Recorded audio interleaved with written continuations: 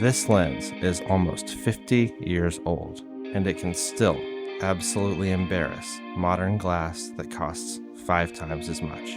This is the fastest production medium format lens ever produced. And while people like to talk about it online, you almost never see anyone actually use it. All of that changes today. The wild part about this lens is that it behaves more like an f1.1 or an f1.2 in 35mm terms, which is crazy. So today we're going to talk about this lens and whether or not it's worth pursuing in 2026. Is this just another piece of vintage gear mythology, or is it a relevant lens even today? In this video, I'm going to show you 3 things. First, what makes this lens truly special, not just on paper, but in real-world use. Second, how does this lens actually perform wide open? Because if you're buying this lens today in 2026, that's what you're after. And third, and perhaps most importantly, who is this lens for, and who shouldn't buy it? Because this lens is not a casual purchase. But if you shoot medium format film, or you like adapting old lenses to modern digital cameras, this lens might be for you. This is the Mamiya Sekor 80mm f1.9C lens, made for the Mamiya 645 system. Mamiya introduced this lens in the mid-1970s, and it was produced all the way until the early 90s. This tells you a couple of things right off the bat. This was a solid lens design. It lasted more than 15 years. Mamiya did produce a mid-cycle refresh of this lens, maintaining the optical design, but featuring an updated coating on the N version. Second, this lens was quite popular during its production run.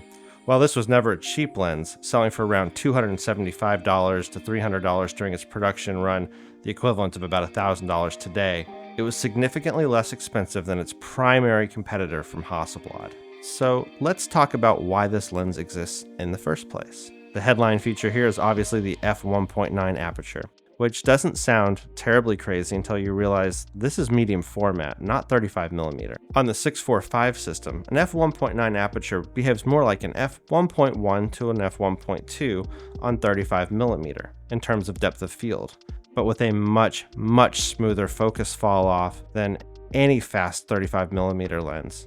But wait, we're talking about medium format, right? Medium format cameras and lenses aren't supposed to do this.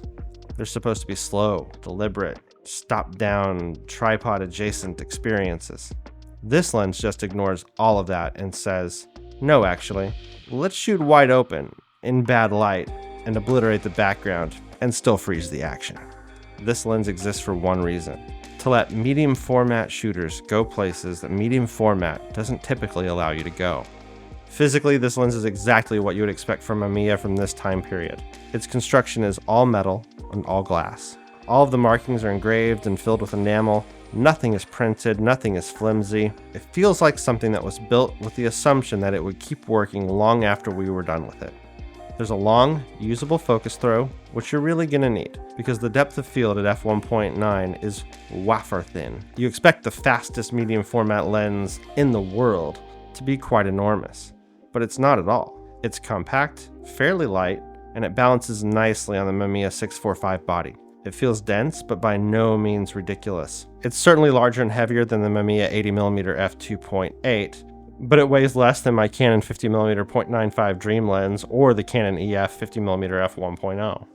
This is an 80mm lens, a standard lens for medium format and about the equivalent of a 50mm on a 35mm system. So this is a true ultra high speed standard lens. This lens was designed to be able to get you through any shoot that you had back in the 70s and 80s and early 90s. Even if you primarily shot stop down, you always had that f1.9 aperture in your back pocket when you needed the extra light. It features a 6-bladed aperture and its minimum focusing distance is 0.7 meters. So while this lens does not allow super close focus, it's still close enough for portraits. And then up front, you've got 67mm lens threads, which I'm using for a screw-on hood. That's really about all you need to know on paper, because this lens is all about the experience and the magic of the images that it can produce. So let's talk about what it's actually like to use this lens in the field. At f1.9, focusing this lens is not easy, but it's not as hard as you might expect. Many fast lenses simply do not perform well wide open, but that is not the case with this one. And with the Mamiya 645 focusing screens, this lens actually produces a brighter image than any other lens on the system, which makes it easier to focus. and it allows the focusing aids in your camera to work optimally. And so while it seems like this would be a really, really hard lens to focus, it's actually easier to focus than the 80mm 2.8. That said, the depth of field is still extremely shallow, and if you're shooting wide open regularly, then missing focus is sort of table stakes for this whole operation. However, if you spend some time with this lens and get used to how it focuses, I find that my hit rate with this lens is just as good, if not better, than my hit rate with fast lenses on digital systems with advanced autofocusing systems. The reason I sought out this lens initially was for medium format concert photography.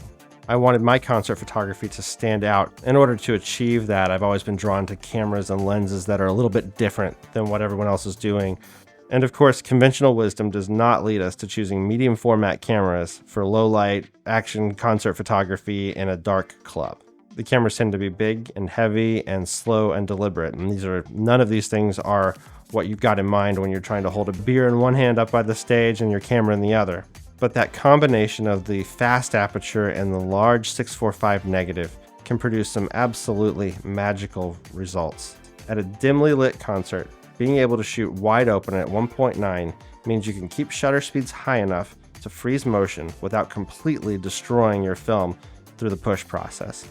When you are shooting moving subjects, focusing is still the biggest challenge. A good way to think about it is to not so much try to track the subjects like a modern camera could, but rather take a step back and really try to anticipate moments. Anticipate where people are going to be.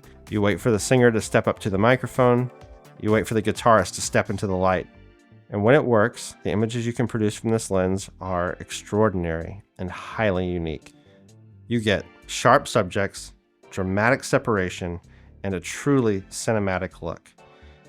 If there's a light source in the frame, you may get some really interesting flaring. This lens produces rainbow flares and some really interesting things, which are very well suited for the vibe of concert photography.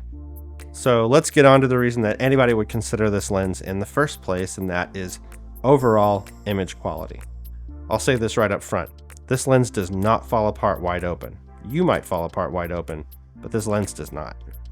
At 1.9, center sharpness is very good, contrast is solid, and you absolutely get usable, detailed images if you nail focus. But for me and for a lot of other folks, the real magic of this lens is in the subject background separation. Subjects just lift off the background in a way that feels very, very three-dimensional on medium format film. When everything comes together, the look you get from this lens is dramatic. It's the kind of rendering that makes you stop in your tracks when you see it, and you ask, how did they do this? And like I said, I love fast lenses, and I've used most of them on film and digital bodies, but in my experience, nothing delivers an image quite like this lens does. Straight lines with this lens stay very straight. There's really nothing weird happening at the edges. You don't get strange smearing at the edge of the image circle or it really is a very solid, consistent performer all the way across the frame. And that's one of my favorite things about this lens, and I hope it comes through in these images here. It's just how natural it feels. And for me, I find that medium format generally does deliver a more natural feeling image to my eyes. I think there is so much value in using a larger negative so that the lens doesn't have to work quite as hard. I use this lens on my Mamiya 645 Pro. I also used it on the 1000S and on the M645 before that.